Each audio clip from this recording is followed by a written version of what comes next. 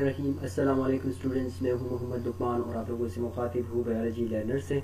आज की इस वीडियो में हम इंशाल्लाह बात करेंगे क्रोमोसोम, डीएनए और क्रोमोसोम की जो ऑर्गेनाइजेशन है कि एक सेल के अंदर जो न्यूक्लियस पाई जाती है उसके अंदर बहुत सारे क्रोमोसोम मौजूद होते हैं। अब ये क्रोमोसोम जो है उसी सेल के अंदर उसकी फॉर्मेशन और उसकी जो ऑर्गेनाइजेशन है वो किस तरह होती है। चलिए स्टूडेंट्स स्टार्ट कर लेते हैं। आज हम इंशाल्लाह क्रोमोसोम और डीएनए के बारे में जो कंप्लीट डिटेल है वो इसी लेक्चर में हम देखेंगे। ग्रीगन मेंडल ने जो हेरिडिटी के बारे में एब्स्ट्रैक्ट या जो क्लियर कंसेप्ट है उसने हमें दिया था इन 1865 में, क्योंकि इससे पहले वाले चैप्टर में हमने डिटेल के साथ इनहेरिटेंस के बारे में पढ़ा है कि उसी ज़माने में मेंडल ने इसी हेरिडिटी या फैक्टर्स या जो जीन है इसको फैक्टर का नाम दिया था या एलिमेंटन का नाम दिया गया था, क्योंकि उसी ज़माने में सेल का स्ट्रक्चर तो डिस्कवर हुआ ही नहीं था। तो इसी टाइम जो है मेंडल ने ये हेरिडिटी के बारे में हमें कंसेप्ट ही क्लियर करवाया था और इसके अलावा उन्होंने ये भी बताया था कि ये जो फैक्टर्स होते हैं ये एक इमेजिनरी यूनिट है और ये एक क्रोमोसोम के ऊपर जो वो लोकेट हुए होते हैं, और इसको टेक करने के लिए हम एक फ्लोरेसेंट डाई या जो हाइलाइटर है वो हम इस्तेमाल करेंगे कि क्रोमोसोम पे किस पोजीशन पे ये जीन्स अवेलेबल होते हैं। तो इसमें आप लोग ये डेट्स वगैरह याद रखेंगे, ठीक है, कि 1865 ये तो प्रीवियस चैप्टर में भी हमने पढ़ा था कि ये 1865 में उन्होंने ये सारा कंसेप्ट क्लियर करवाया था इनहेरिटेंस के बारे में। चलिए क्रोमोसोम की तरफ चलते हैं कि क्रोमोसोम क्या है। क्रोमोसोम हमारे पास थिक और थ्रेड लाइक स्ट्रक्चर होता है जो कि अपेयर होता है कहाँ पर, न्यूक्लियस के अंदर, लेकिन तब अपेयर होगा जब सेल की डिवीजन होगी, मतलब सेल की जब डिवीजन होती है तो तब ये अपेयर होंगे in the form of chromosome. Cell division आप लोगों ने क्लास 9 में पढ़ा है, ठीक है, या सेल साइकिल में दो ही फेज होते हैं, डिवीजन फेज एंड इंटरफेज। तो डिवीजन फेज में ये क्रोमोसोम जो है ये विजिबल हो जाते हैं, अपेयर हो जाते हैं न्यूक्लियस के अंदर। दूसरा जो फेज होता है ना इंटरफेज, तो इंटरफेज में ये क्रोमोसोम दोबारा अनकंडेंस फॉर्म में आ जाते हैं और उसी अनकंडेंस फॉर्म ऑफ क्रोमोसोम को फिर हम क्रोमेटिन नेटवर्क कहते हैं, ठीक है। एक कंडेंस फॉर्म है क्रोमोसोम का और दूसरा जब अनकंडेंस फॉर्म है, तो अनकंडेंस फॉर्म को हम क्रोमेटिन नेटवर्क कहते हैं, लूजली अरेंज होती है डीएनए, और जब कंडेंस फॉर्म में होती है, जब सेल की डिवीजन होती है तो ये कॉम्पैक्ट मास बना लेते हैं जिसको हम क्रोमोसोम कहते हैं, ठीक है। अब क्रोमोसोम की जो डिस्कवरी है वो किसने की है, तो ये एक जर्मन एम्ब्रियोलॉजिस्ट है, एम्ब्रियोलॉजी की जो स्पेशलिस्ट था जिसका नाम है वेल्डर फ्लेमिंग, और 1882 में उन्होंने जो क्रोमोसोम की डिस्कवरी है वो की है। और ये एक सैलेमेंडर की जो लार्वा है, इसी लार्वे के अंदर क्रोमोसोम की जो रैपिड डिवीजन या सेल की जो रैपिड डिवीजन थी, उसी रैपिड डिवीजन की वजह से क्रोमोसोम को देखा गया था, क्योंकि ये सिर्फ डिवीजन जब सेल की होती है ना तो तब ये इसको देखा जा सकता है।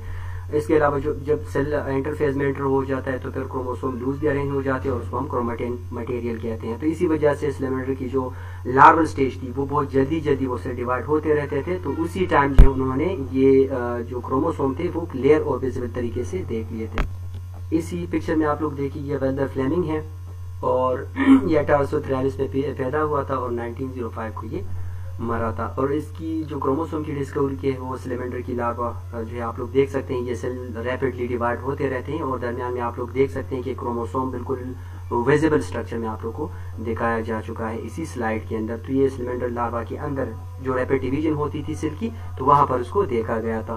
वेल्डर फ्लेमिंग ने इसी विजिबल पार्टिकल्स को क्या नाम दिया था, क्रोमोसोम, और इसका लिटरली मीनिंग है chromosoma. Chroma mean colour and soma mean body, मतलब सिंपल नेम इसका क्या है, कलर बॉडी, क्योंकि यहाँ पर भी आप लोगों को नजर आ रहा है कि इस सेल के अंदर ये क्रोमोसोम बिल्कुल विजिबल है, आप लोग देख सकते हैं, और कलर बॉडी की तरह आप लोग को नजर आ रही है। इसी वजह से इसको नाम दिया गया chromosome. Chroma mean colour and soma mean body, यानी colour body inside the cell मौजूद होते हैं, इसी वजह से इसको क्रोमोसोम का नाम दिया गया।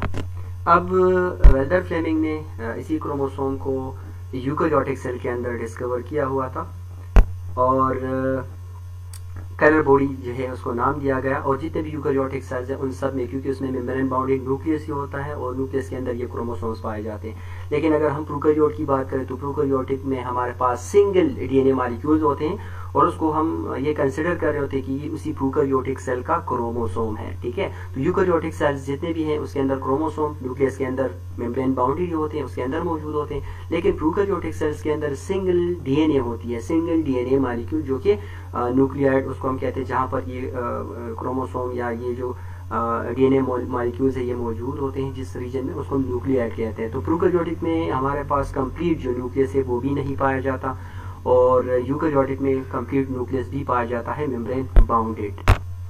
अब इसके बाद नंबर ऑफ क्रोमोसोम की तरफ चलते हैं कि नंबर ऑफ क्रोमोसोम एक ऑर्गेनिज्म में कितने मौजूद होते हैं। ये प्रीवियस चैप्टर में भी आप लोगों ने पढ़ा हुआ है कि हर एक स्पीशीज के अंदर फ्रॉम स्पीशीज टू स्पीशीज ये नंबर ऑफ क्रोमोसोम वेरी होते हैं। ठीक है, स्पीशीज क्या है कि इंडिविजुअल जो जिसमें एबिलिटी हो कि वो अपने ऑप्शन को रिप्रोड्यूस कर सके, यानी ह्यूमन बीइंग है तो ये सारे के सारे जितने भी human being on the earth surface पे मौजूद है तो ये सेम स्पीशीज है। इस तरह बंदर है तो वो अपनी एक खास किस्म की स्पीशीज है, केट तो ये अलग स्पीशी है। तो हर एक ऑर्गेनिज्म की अपनी अपनी किस्म की जो है वो स्पीशीज पाए जाते हैं। ठीक है, तो many species on the earth surface पे मौजूद है और हर एक स्पीशीज में नंबर ऑफ क्रोमोसोम वेरी होते हैं। यहाँ पर आप लोग को एग्जांपल दिया गया है पेनिसिलियम की, क्योंकि ये एक फंगस है और उसमें 1 पेयर ऑफ क्रोमोसोम जो वो पाए जाता है। कितने पेयर? Only 1 pair. 1 पेयर का मतलब सिर्फ 2 ही क्रोमोसोम इसमें मौजूद होते हैं। ये चीज है पेनिसिलियम, ये एक फंगस है और सिर्फ इसमें 1 पेयर ऑफ क्रोमोसोम पाए जाते हैं। इसके अलावा आप लोग देखिए फर्न्स, आप लोगों ने नाम सुना हुआ होगा। अब ये आप लोग देख सकते हैं इसी स्क्रीन पे, ये फर्न्स की जो है वो प्लांट्स है और इसके हर एक सेल के अंदर कितने पेयर के? तकरीबन 500 पेयर ऑफ क्रोमोसोम पाए जाते हैं। मतलब हर एक सेल के अंदर तकरीबन 1000 क्रोमोसोम मौजूद होते हैं। और जो पेनिसिलियम है फंगस है, सिंगल सेल ऑर्गेनिज्म है स्पेशली, और इसमें सिर्फ 1 पेयर ऑफ क्रोमोसोम जो वो पाया जाता है। अब डिफरेंट स्पीशीज में जो सोमैटिक सेल्स होते हैं ना, उनके अंदर क्रोमोसोम डिफरेंट सेट्स में पाए जाते हैं। लाइक आप लोग देख सकते हैं सिंगल क्रोमोसोम है तो इसको हम हैप्लॉइड क्रोमोसोम कहते हैं। 2 क्रोमोसोम है इसको हम 2n यानी डिप्लॉइड क्रोमोसोम कहते हैं। ये जो 3 क्रोमोसोम आप लोग को ऊपर कोने में नजर आ रहे हैं तो इसको हम ट्रिप्लाइड ही कहते हैं, यहाँ ट्रिप्लाइड कहते हैं। इसके अलावा टेट्राप्लाइड जो 4 क्रोमोसोम इस तरह सेट्स में अरेंज होते हैं उसको हम टेट्राप्लाइड कहते हैं। और जो हेक्साप्लाइड है तो इसमें तकरीबन 6 क्रोमोसोम इस तरह अरेंज हुए होते हैं। तो ये डिफरेंट सेट ऑफ ऑर्गेनिज्म में ये डिफरेंट फॉर्म में मौजूद होते हैं। अब अगर हम अपनी सोमैटिक सेल्स की जो है वो बात करें तो उसमें डिप्लॉइड नंबर ऑफ क्रोमोसोम होते हैं। इसके अलावा हैप्लॉइड सेल जो हमारे स्पर्म्स और एग सेल्स होते हैं तो वो मियोसिस करने के बाद उसमें जब मियोसिस हो जाता है तो वो हैप्लॉइड बन जाते हैं। गेमीट, स्पोर वगैरह जितने भी होते हैं तो वो हैप्लॉइड होते हैं। मोनोप्लॉइड 1 सेट ऑफ क्रोमोसोम हम कहते हैं, जो इसमें सिर्फ एक ही सेट ऑफ क्रोमोसोम उसको हम मोनोप्लॉइड कहते हैं। Diploid 2 set of chromosome, triploid 3 set of chromosome, tetraploid 4 set of chromosome. ठीक है, इस तरीके से ये क्रोमोसोम आपस में इस तरह एक दूसरे के साथ अरेंज हुए होते हैं। अब ह्यूमन बीइंग की अगर हम बात करें, ठीक है, ये देखिए यहाँ पर हैप्लॉइड है, डिप्लॉइड, ठीक है, मोनोप्लॉइड 1 set of chromosome, diploid 2 set of chromosome, diploid 3 set of chromosome and so on. Human being की अगर हम बात करें तो हर एक सोमैटिक सेल के अंदर 46 नंबर ऑफ क्रोमोसोम पाए जाते हैं। अगर इसकी हम हैप्लॉइड ही देखें तो वो 23 क्रोमोसोम होंगे और मोनोप्लॉइड मतलब कितने सेट ऑफ क्रोमोसोम होंगे? मोनोप्लॉइड इसकी 23 होगी, हाफ नंबर ऑफ क्रोमोसोम जो नॉर्मल है इसमें। अब अगर हम व्हीट में देखें, गंदम के जो प्लांट्स होते हैं उसके हर एक सेल के अंदर अगर हम देखें तो उसमें 42 नंबर ऑफ क्रोमोसोम होते हैं, लेकिन हेक्साप्लाइड ही होगी, ये 6 क्रोमोसोम अरेंज हुए होंगे। ठीक है, इसके अगर हमें हैप्लॉइड ही देंगे तो वो 3 क्रोमोसोम अरेंज होंगे और टोटल 21 क्रोमोसोम होंगी। अब इसमें अगर देखें तो इसकी जो मोनोप्लॉइड है कितने जोड़े बनेंगे? इसमें 7 जोड़े बनेंगे और 7 जोड़ों में हमारे पास कितने? 3 हैप्लॉइड में होंगी और 6 क्रोमोसोम जो है वो इन 7 जोड़ों में होंगे, तो 7 42। ठीक है, तो 42 क्रोमोसोम भी होंगे। ह्यूमन बीइंग जो है वो डिप्लॉइड है, 2 क्रोमोसोम होते हैं, लेकिन गंदम के हर एक सेल के अंदर 6 क्रोमोसोम इस तरह अरेंज हुए होंगे और 7 पेयर जो है वो बनाएंगे या 7 जोड़े वो बनाएंगे। ठीक है, इसके अलावा स्ट्रक्चर क्रोमोसोम की तरफ आप लोग देखें तो क्रोमोसोम नॉर्मली अगर देखा जाए तो वो क्रोमेटिड्स जिसको हम कहते हैं, टाइप के क्रोमोसोम 2 स्ट्रैंड पे मुश्तमिल होता है ना, और 2 स्ट्रैंड को हम क्या कहते हैं? क्रोमेटिड्स कहते हैं। एक ही क्रोमोसोम के अंदर 2 आर्म्स होते हैं और उन्हीं आर्म्स को हम क्रोमेटिड्स कहते हैं। और वो आर्म्स है वो डीएनए से बने हुए होते हैं। ये हाईली जो एक कंडेंस फॉर्म होता है किस चीज का? डीएनए का। ठीक है, एक तो आप लोग क्रोमेटिड देख लें। ठीक है, एक क्रोमोसोम के अंदर कितने? 2 क्रोमेटिड होंगे और लॉन्ग डीएनए जो है वो हिस्टोन प्रोटीन के इर्द गिर्द जो वो घूमी हुई होती है, पैकिंग जो है उसकी हो गई होती है हिस्टोन प्रोटीन के इर्द गिर्द। ठीक है, अब ये जो क्रोमेटिड है, दोनों क्रोमेटिड की एक पॉइंट पे अटैच हुए होते हैं। ठीक है, और उसी पॉइंट का नाम क्या होगा? जिस पॉइंट पे ये 2 क्रोमेटिड, नॉर्मली एक ही क्रोमोसोम के अंदर 2 क्रोमेटिड होते हैं और जिस पॉइंट के थ्रू ये आपस में एक दूसरे के साथ मिले हुए होते हैं उसको हम कहते हैं सेंट्रोमेयर। ठीक है। सेंट्रोमियर इनके दरमियान एक जंक्शन को हम कहते हैं, या उसको हम प्राइमरी रिस्ट्रिक्शन भी कहते हैं। अब एक क्रोमोसोम के अंदर 2 ही आर्म्स होते हैं, जिस तरह इसी डायग्राम में भी आप लोग को नजर आ रहा है। एक ये वाला आर्म है, मैं दूसरे कलर से हाईलाइट कर लेता हूँ ताकि आप लोग देख सकिए इसको। एक ये वाला आर्म है और एक दूसरे ये वाला है, तो ये 2 आर्म्स हैं, और ये जिस पॉइंट पे ये एक दूसरे के साथ जुड़े हुए हैं इसको हम सेंट्रोमियर कहते हैं या प्राइमरी कंस्ट्रक्शन कहते हैं, ठीक है। अब ये वो रीजन है जहां पर एक क्रोमोसोम के 2 क्रोमेटिड आपस में मिले हुए होते हैं, लेकिन कुछ क्रोमोसोम्स में ये भी होता है कि उसमें दूसरा जो सेकेंडरी कंस्ट्रक्शन या जो सेकेंडरी मीटिंग पॉइंट है वो भी मौजूद होता है, जिसको हम सेकेंडरी कंस्ट्रक्शन कहते हैं, या उसको हम न्यूक्लियोलर ऑर्गेनाइजेशन कहते हैं। न्यूक्लियोलर ऑर्गेनाइजेशन हम उसको इस वजह से कहते हैं क्योंकि इसकी वजह से न्यूक्लियोलस की फॉर्मेशन हो रही होती है। अब इसी डायग्राम में आप लोग देखें तो ऊपर आप लोग को सेकेंडरी कंस्ट्रक्शन भी नजर आ रहा है जो कि बिल्कुल टैप पे मौजूद है। दरमियान में आप लोग देखें तो सेंट्रोमियर, अगर ऊपर देखें तो सेकेंडरी कंस्ट्रक्शन भी आप लोग को नजर आ ही जाएगा। साथ ही साथ उसके ऊपर लिखा हुआ है सैटेलाइट, उसी रीजन को जो कि टिप वाले रीजन पे या एपिकल पॉइंट्स पे ये मौजूद है, इसको हम सैटेलाइट कहते हैं। और इसमें जो डीएनए पाई जाती है उसी डीएनए को हम जंक डीएनए कहते हैं। अब ये जो सेकेंडरी कंस्ट्रक्शन है या जो ऑर्गेनाइजर रीजन है, न्यूक्लियर ऑर्गेनाइजिंग रीजन है, तो ये एक ही होमोलोगस पेयर क्रोमोसोम में मौजूद होगी। होमोलोगस क्रोमोसोम तो आप लोग जानते ही हैं, जो कि स्ट्रक्चर के लिहाज से वो एक जैसे हो, उसको हम होमोलोगस क्रोमोसोम कहते हैं।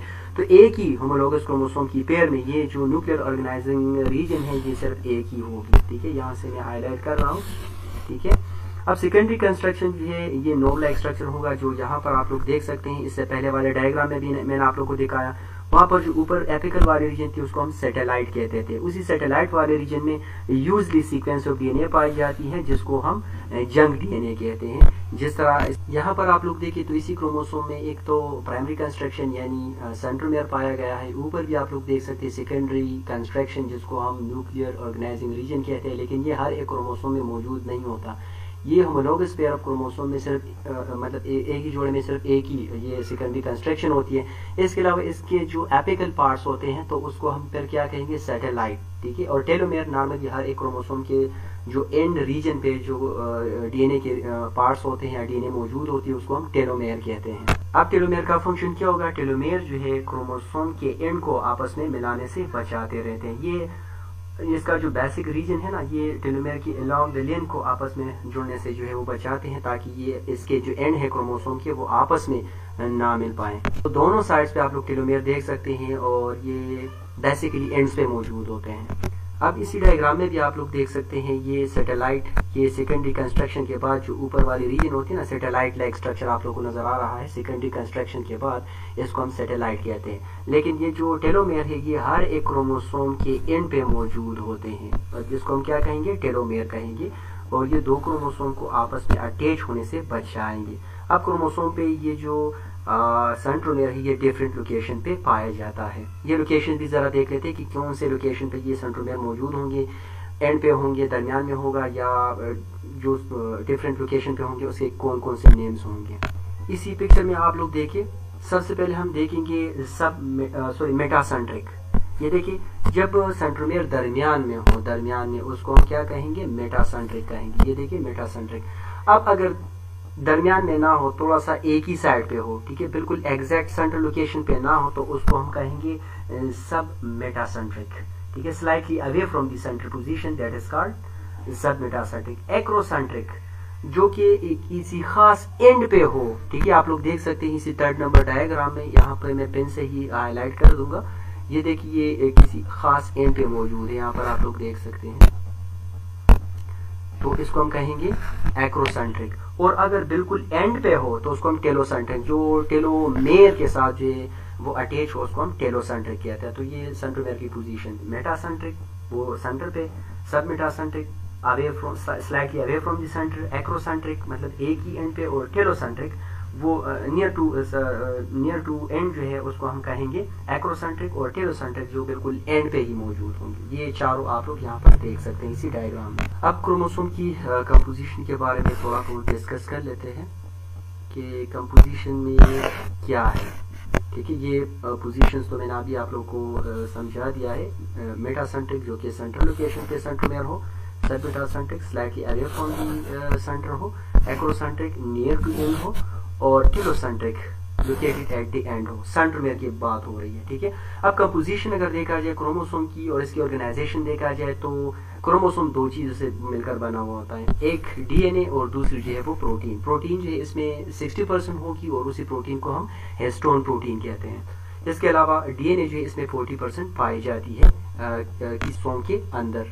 अब डिवाइडिंग सेल में जब क्रोमोसोम विजिबल हो जाते हैं तो विजिबल होने के साथ साथ ये मैंने आप लोगों को बता दिया है कि एक क्रोमोसोम के दो क्रोमेटिड्स होते हैं, दो आइडेंटिकल आर्म्स होते हैं और एक आर्म में जो है वो स्पेसिफिक डीएनए होती है। अब एक क्रोमेटिड में जो डीएनए होती है तो दूसरे में भी वही डीएनए होगी, मतलब ये एक दूसरे की क्या होगी, वो कॉपियां होंगी, ठीक है। तो एक क्रोमेटिड में वन स्पेसिफिक डीएनए मॉलिक्यूल होगी और दूसरे में भी वही डीएनए होगी, ठीक है। तो एक क्रोमोसोम के अंदर दो क्रोमेटिड होते हैं और एक क्रोमेटिड एक ही डीएनए से बना हुआ होता है।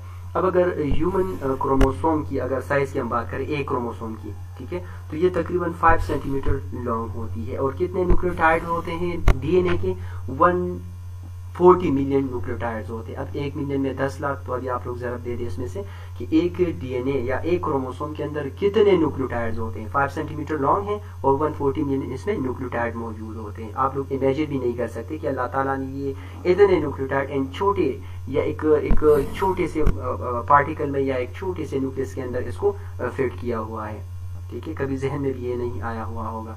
तो ये आप लोग देखिए अभी कि ये जो डीएनए होती है ना, इस पे नेगेटिव चार्ज होती है। ये भी आप लोगों से वाइवा वगैरह में पूछा जा सकता है ये क्वेश्चन, डीएनए पे कौन सा चार्ज होता है, उस पे स्लाइड की या आप लोग देख सकते हैं कि उसमें नेगेटिव चार्ज अवेलेबल होता है।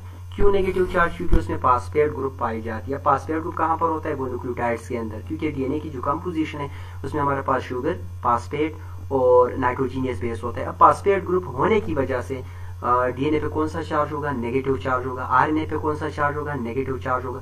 अब इस डीएनए मॉलिक्यूल की अगर आप लोग एफिनिटी देखें प्रोटीन के साथ, क्योंकि हिस्टोन प्रोटीन पे पॉजिटिव चार्ज होता है, ठीक है, वो स्लाइटली पॉजिटिव चार्ज वाले होते हैं, क्योंकि इसमें हमारे पास दो अमाइनो एसिड होते हैं, अर्गिनिन और लाइसिन। तो अर्गिनिन और लाइसिन पे पॉजिटिव चार्ज अवेलेबल होता है, जिसकी वजह से हिस्टोन प्रोटीन पे पॉजिटिव चार्ज होता है और डीएनए पे नेगेटिव चार्ज होता है। इसकी वजह से पॉजिटिव और नेगेटिव होने की वजह से इसमें स्ट्रॉन्ग एफिनिटी पाई जाती है, ठीक है, क्योंकि पॉजिटिव और नेगेटिव ये क्या कर रहे होते हैं कि एक दूसरे को अट्रैक्ट कर रहे होते हैं। इसी वजह से ये जो डीएनए होती है ये इसी हिस्टोन प्रोटीन को अट्रैक्ट करते रहेंगी। अब जिस तरह मैंने अभी आप लोगों को बताया कि हमारे वजूद के अंदर जितने भी क्रोमोसोम्स होते हैं तो इसकी कंपोजिशन में दो ही चीजें होंगी, डीएनए प्लस प्रोटीन। अब कौन कौन से प्रोटीन होंगे? उसी प्रोटीन का नाम है हिस्टोन प्रोटीन। और कौन कौन से 5 डिफरेंट टाइप के प्रोटीन होते हैं? H1, H2A, H2B और H3 एंड H4। ये आप लोग याद रखेंगे। H1 है, H2A है, H2B है, H3 है एंड H4 है। ये 5 डिफरेंट टाइप के प्रोटीन है और इसकी क्रोमोसोम की ऑर्गेनाइजेशन में इसका अहम रोल होता है, क्योंकि इन ही प्रोटीन की वजह से ये क्रोमोसोम जो ये कंडेंस होते रहते हैं। इसी प्रोटीन पे पॉजिटिव चार्ज वाइल डीएनए है नेगेटिव चार्ज। अब इसकी जो ऑर्गेनाइजेशन है वो भी थोड़ा सा डिस्कस कर लेते हैं कि इसकी जो ऑर्गेनाइजेशन है वो क्या है। आगे मूव करते हैं। ये आप लोग देख सकते हैं, ये डीएनए है, थ्रेड लाइक स्ट्रक्चर, और ये इसी हिस्टोन प्रोटीन के इर्द गिर्द इस तरह लिपटी हुई होती है, ठीक है। अब ये क्रोमोसोम की ऑर्गेनाइजेशन हो रही है, इस पे भी आगे हम बात करेंगे। तो ये वही डीएनए और ये जो आप लोग को छोटे छोटे बाल लाइक स्ट्रक्चर नजर आ रहे हैं ना, तो ये वही हिस्टोन प्रोटीन है। हिस्टोन प्रोटीन कितने नंबर होंगे? 5 इन नंबर। ये अभी हम देखेंगे कि इसकी ऑर्गेनाइजेशन किस तरह होगी। ये इस तरह इसके इर्द गिर्द लिपटी हुई होगी और ये कॉइल स्ट्रक्चर जो है वो बनाता रहेगा, ठीक है। आगे मूव करते हैं और इसकी ऑर्गेनाइजेशन भी पढ़ लेते हैं। अब ये जो हिस्टोन प्रोटीन है ये डिसऑर्गेनाइज होंगे, मतलब ये तो क्रोमोसोम अब कंडेंस फॉर्म में है। तो जब ये क्रोमोसोम कंडेंस फॉर्म में होता है ना, तो इसका मतलब है कि अब क्रोमोसोम कौन से फेज में होगा? डिवीजन फेज में होगा, क्योंकि डिवीजन फेज में डीएनए विजिबल होती है, ठीक है, क्रोमोसोम फॉर्म में होती है। लेकिन एस फेज में जब सिंथेसिस ऑफ डीएनए होती है तो या डीएनए रेप्लिकेशन होती है, तो तब ये हिस्टोन प्रोटीन जो होता है ना ये डिसऑर्गेनाइज हो जाते हैं। और ये जो अब जिस तरह आप लोगों को पता है कि एस फेज में डीएनए की जो है वो सिंथेसिस होती है, रेप्लिकेशन ऑफ डीएनए होगी, ठीक है, वो बराबर होते रहेंगे, तो वो हिस्टोन डिसऑर्गेनाइज हो जाएंगे। और फिर ये दोबारा जो है इसकी प्रोसेसिंग होगी किस चीज़ की? कंडेंसेशन की। और ये G2 फेज में अब दोबारा इसकी क्या होगी? कंडेंसेशन होगी और दोबारा क्रोमोसोम बनते रहेंगे ताकि ये क्रोमोसोम दोबारा डिवीजन के काबिल हो जाए। अब ऑर्गेनाइजेशन जो है इसकी क्या है? वो 4 लेवल में होगी। कितने लेवल पे? ऑर्गेनाइजेशन ऑफ डीएनए, मतलब अभी रेप्लिकेशन ऑफ डीएनए जो है वो हो चुका है वो प्रोसेस, अभी इसी क्रोमोसोम की ऑर्गेनाइजेशन होगी उसी क्रोमेटिन मटेरियल से। तो ये 4 स्टेप्स में ही कंट्रोल होगा। कौन कौन से स्टेप्स हैं उसको भी पढ़ लेते हैं। अब जब डीएनए की रेप्लिकेशन कंप्लीट हो जाती है तो फिर क्या होगा कि ये जो डीएनए है कंप्लीट होने के बाद फिर ये डीएनए मॉलिक्यूल जो है ये इसी हिस्टोन प्रोटीन के इर्द गिर्द जो है उसके इर्द गिर्द वो घूमते रहेंगे। और इसी फर्स्ट लेवल की ऑर्गेनाइजेशन ये है कि 20 न्यूक्लियोटाइड पे मुश्तमिल जो डीएनए की डुप्लेक्स है या उसकी जो स्ट्रैंड है ये 2 दफा जो है इसी 8 हिस्टोन प्रोटीन के इर्द गिर्द घूम जाएगी। कौन से 4 प्रोटीन होंगे हमारे पास? ये हमारे पास H2A है, H2B है और H3 है और H4 है। H1 अभी इसमें नहीं है। तो ये H2A 2 प्रोटीन होंगे, H2B 2 प्रोटीन होंगे, H3 2 प्रोटीन होंगे और H4 2 प्रोटीन होंगे। अब ये बन गए हैं हमारे पास 8 हिस्टोन प्रोटीन। अभी इसी 8 हिस्टोन प्रोटीन के इर्द गिर्द ये डीएनए जो है वो 2 दफा इस तरह घूमेगी और वो तकरीबन 200 न्यूक्लियोटाइड पे मुश्तमिल होगी। अब ये जब उसके इर्द गिर्द घूम जाती है तो ये एक स्ट्रक्चर बना देगा इसी 8 प्रोटीन के इर्द गिर्द। जो 2 दफा डीएनए जो वो घूम जाती है तो वो एक कंप्लीट स्ट्रक्चर बना देता है जिसको हम न्यूक्लियोसोम कहते हैं। और वो न्यूक्लियोसोम यहाँ पर आप लोग देख सकते हैं, यहाँ पर अभी मैं हाईलाइट कर देता हूँ, ये वही न्यूक्लियोसोम है। 8 प्रोटीन है, इसी 8 प्रोटीन के इर्द गिर्द 2 दफा ये डीएनए जो वो घूमी हुई है। अभी एक न्यूक्लियोसोम जो है वो बन चुका है। ठीक है, तो ये फर्स्ट स्टेप हो गया। अब इसमें बाकी एक प्रोटीन है जिसको हम H1 कहते हैं, तो वो भी यहाँ पर एज अ लिंकर काम करेंगे। ठीक है, वो क्योंकि वो इनके दरमियान ही मौजूद होगी यहाँ पर। ठीक है, जो लिंकर डीएनए होती है ना तो ये वहां पर ही मौजूद होगी। अब न्यूक्लियोसोम की जो कंप्लीट यहाँ पर बीट लाइक स्ट्रक्चर जो वो बना हुआ है तो इसकी जो साइज होगी, अब नाम में तो आप लोगों को पता है कि डीएनए की जो साइज है वो तकरीबन 2 नैनोमीटर तक की होती है। लेकिन ये जो स्ट्रिंग लाइक स्ट्रक्चर बन जाता है यहाँ पर, ये न्यूक्लियोसोम आपस में लिंक होते रहते हैं H1 प्रोटीन से, जो ऑलरेडी मैं यहाँ पर भी बना लेता हूँ, यहाँ पर भी बना लेता हूँ। लेकिन यहाँ पर जो ये स्ट्रैंड आप लोगों को नजर आ रही है तो ये न्यूक्लियोसोम की जो बीड्स आप लोगों को नजर आ रही है तो इनकी साइज तकरीबन होगी 10 नैनोमीटर ये थिक होगी। ठीक है, तो इसके बाद न्यूक्लियोसोम जो ये एक दूसरे के साथ इर्द गिर्द ये अराउंड होते रहेंगे और कॉइल लाइक स्ट्रक्चर जो है वो बना देगा। और इसको हम फिर क्या करेंगे, ये तकरीबन फिर होगी 30 नैनोमीटर। ठीक है, ये न्यूक्लियोसोम ये इसकी स्ट्रेंथ 10 नैनोमीटर होगी और ये जो है ये 30 नैनोमीटर होगी जब ये कॉइल्ड फॉर्म में हो जाती है। अब इसकी ऑर्गेनाइजेशन जो वो हो चुकी है क्रोमेटिन फाइबर में, इसको हम सोलिनॉइड भी कह सकते हैं। और ये कौन से फेज में होगा, ये मोस्टली हमारे G1 और G2 फेज में यही ऑर्गेनाइजेशन होगा। ठीक है, कि हमारे पास डीएनए का जो है वो उसकी जब भी फॉर्मेशन होती है G1 और G2 फेज में, स्पेशली उसी फेज में ये फॉर्मेशन होती रहेगी। अब इसी पिक्चर में भी आप लोग को 2 ही रीजन नजर आ रहे हैं। एक जो है हाईली कंडेंस फॉर्म है, हाईली कंडेंस फॉर्म यानी ये वाला रीजन हाईली कंडेंस फॉर्म है। इसको हम कहते हैं कौन सा, इसको हम हेट्रोक्रोमेटिन कहते हैं। ये हाईली कंडेंस फॉर्म होगा, अनएक्सप्रेस रीजन होगा। लेकिन जो यूक्रोमेटिन है, ये वाला रीजन यूक्रोमेटिन, ये लूजली अरेंज फॉर्म होगी और इसमें जो जीन्स होते हैं वो भी एक्सप्रेस होते रहते हैं। अब सेल डिवीजन जो है ये यूक्रोमेटिन किस चीज में कन्वर्ट होगा, हेट्रोक्रोमेटिन में कन्वर्ट होगा और उसमें जो मोस्टली जो फाइबर्स वगैरह होते हैं वो सारे के सारे कंडेंस हो जाते हैं। और स्पेशली जब भी सेल डिवीजन होती है तो सेल डिवीजन का तो मैंने आप लोगों को बता दिया कि उसमें जो डीएनए होती है वो हाईली कंडेंस फॉर्म में हो जाती है। ये जो कुछ हमने पढ़ा तो ये सारे के सारे यहाँ पर मौजूद हैं